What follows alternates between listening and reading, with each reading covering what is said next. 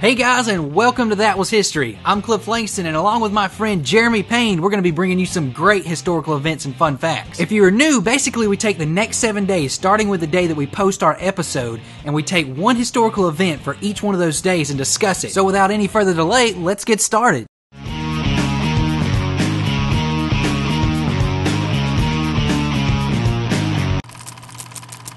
So it's that time of year again when we all count on him. For us here in Georgia, it's generally Lee. But wherever you might be around the world, it's a groundhog, a woodchuck, or a marmot. It's said that on February 2nd of every single year, if the groundhog comes out of the ground and doesn't see his shadow, that winter is soon to be over. However, if the opposite occurs and the groundhog sees his shadow and retreats back to his hole, then we're sure to see 6 more weeks of winter, or so it's believed. So pay close attention to this year's forecast. Who knows, maybe we'll see warmer weather sooner rather than later.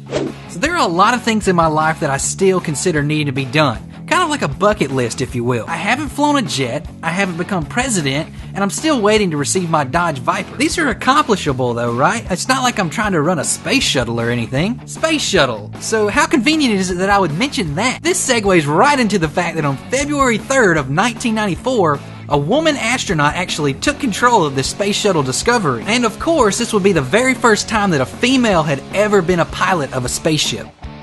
So for us guys, this won't be as memorable, but for you girls out there, I'm certain that you've played with one of these, none other than the Barbie doll. On February 4th of 1959, the creation of the Barbie doll would occur.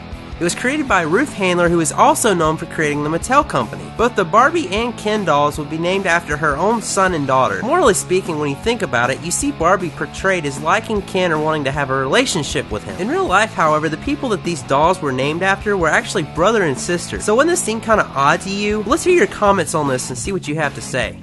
So I'm almost positive that the majority of you have experienced a crosswalk before. You know, the infamous sign on the other side of the road that tells you when you can and can't walk. It almost seems like they changed to do not walk right before you arrive.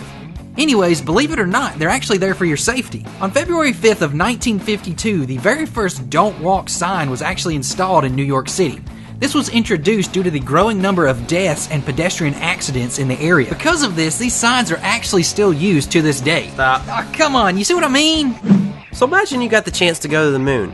Would you do something that no one else has ever done before? I mean, it's not like everybody gets a chance to go off to the moon. Well, on February 6th of 1971, Alan Shepard sure thought about this. He, without anyone knowing, smuggled a golf ball and the head of a golf club onto the Apollo 14. In doing this, he would become the first and only person to hit a golf ball off of the moon.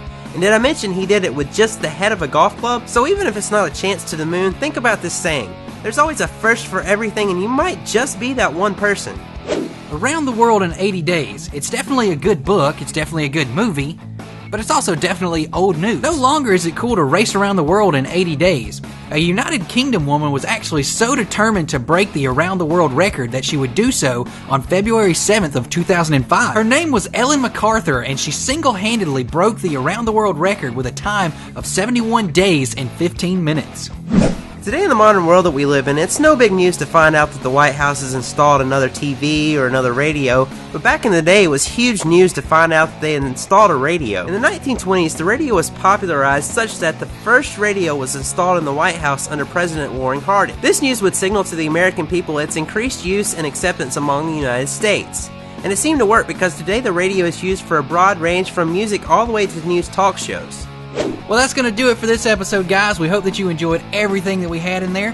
Thank you if you're a subscriber for all the support that you've given us in the last 6 or so months. We really enjoy your support and everything that you've done so far and suggesting little things to change here and there, and we've really taken that into account. If you're new, we hope that you enjoy the stuff that we have, and we look forward to seeing you next Friday.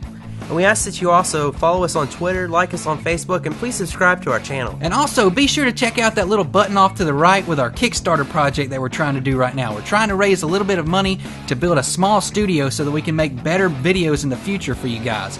Be sure to check it out because we've got lots of rewards, including t-shirts and things like that you won't want to miss. Alright guys, thanks for watching. We'll see you next time.